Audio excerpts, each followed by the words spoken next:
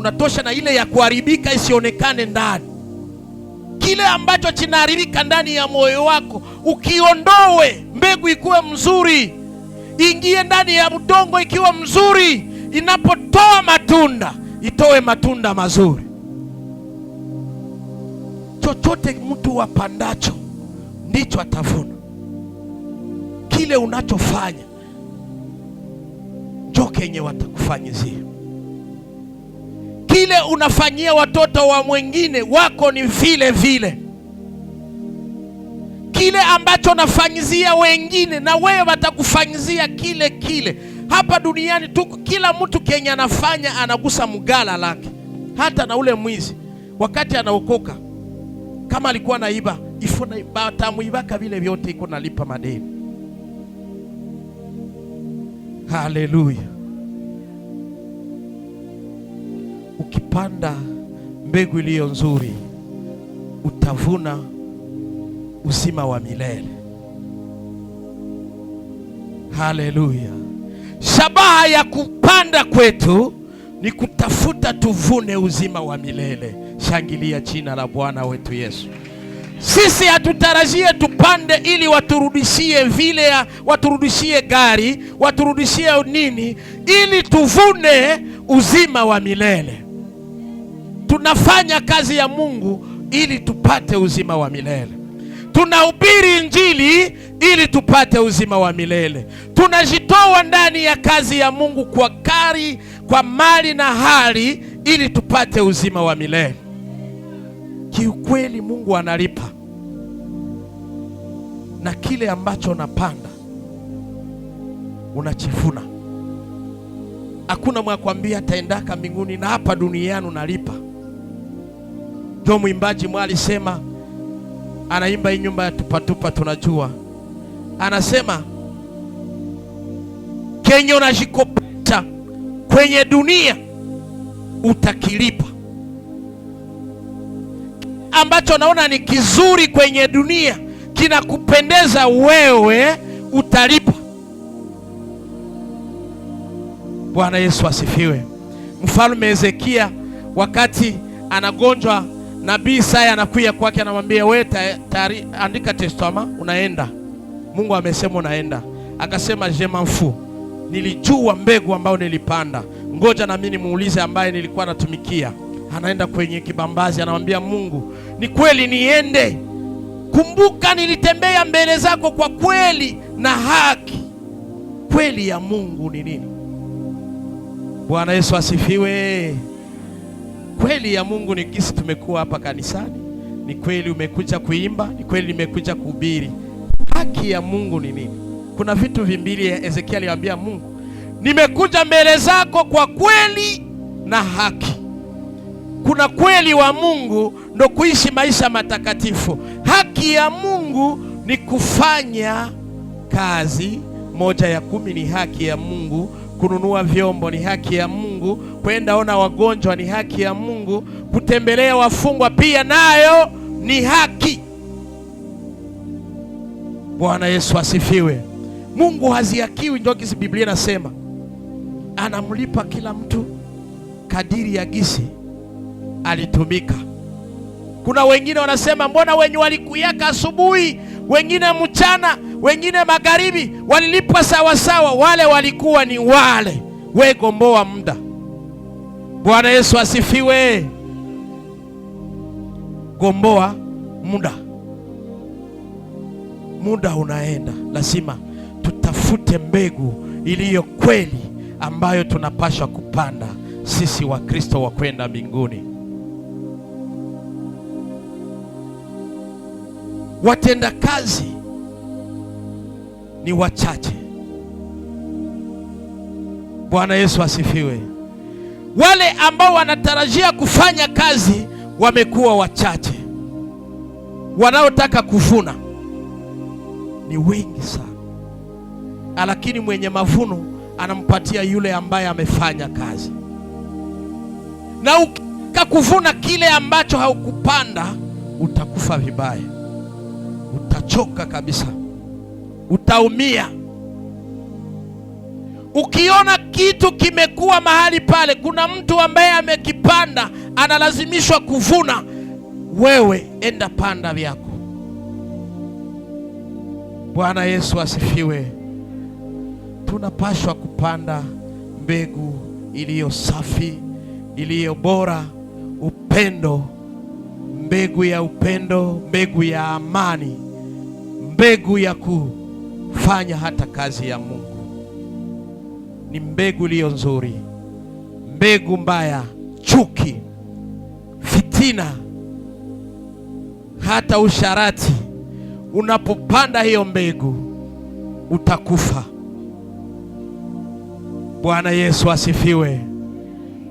Unataka uvune nini?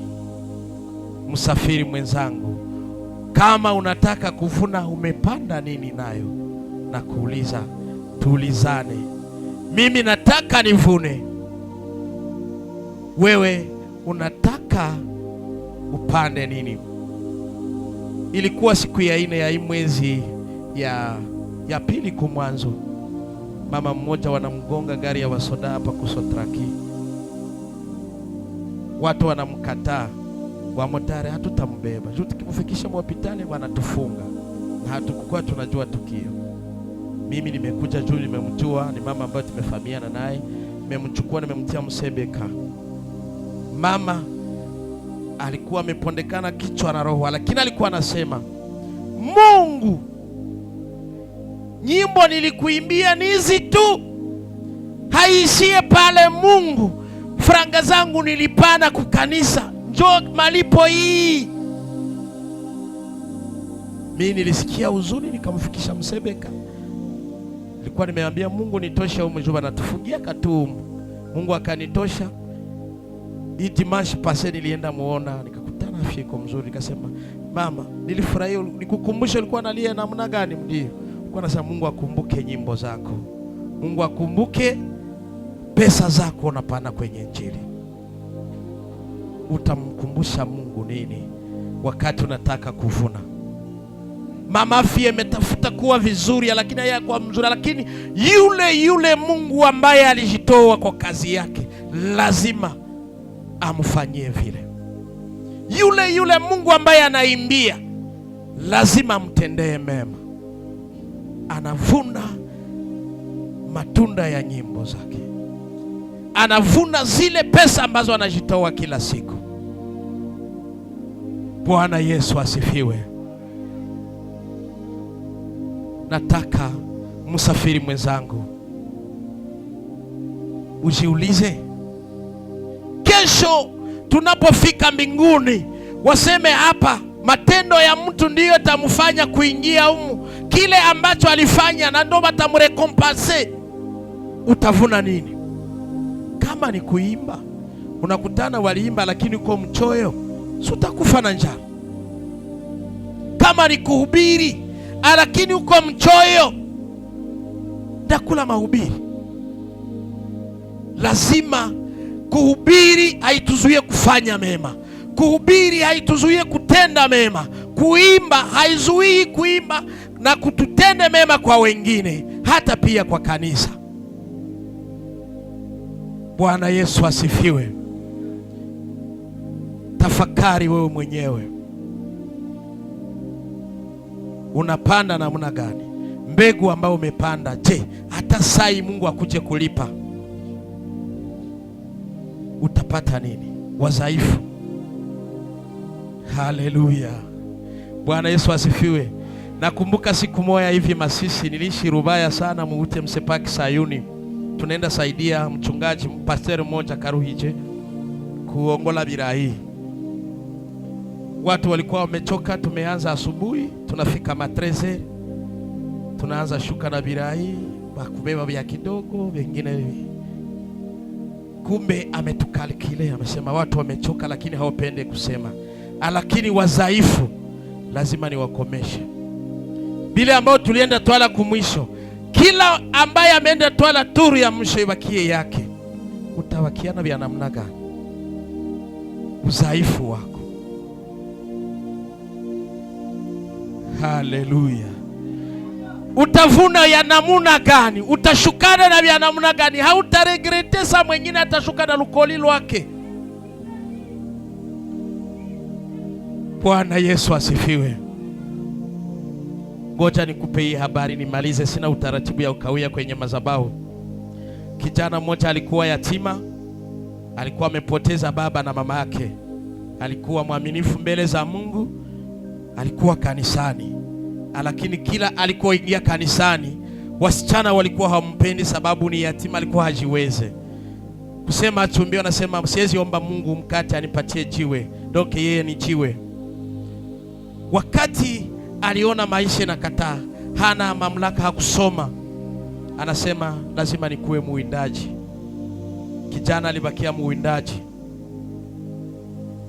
alibakia mwenye maisha ya kuwinda winda. Siku moja mfalme akakuwa haja ya ngozi ya chui.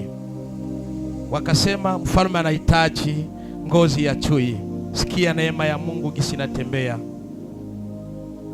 Wakasema tunamjua kijana moja, inevyo ni viegere, anakuwa muwindaji, twende mtafutia ngozi ya chui. Wanakutana iko nayo, wanatwende tupeleke kwa mfalme. Wakati anafika kwa mfalme, mfalme naye alikuwa na msichana mmoja tu. Msichana naye alikuwa ametafuta mchumba, amemkosa ndani ya mji huyo. Akasema, msichana akamwona huyu kijana anakuja, Mungu analeta connection, nimempenda huyu kijana. Baba yake hakumpenda hata huyu muwindaji. Mimi mfalme utaolewa namna gani? Sipendi huyu mtu ambaye yuko ovyo. Msichana akasema, baba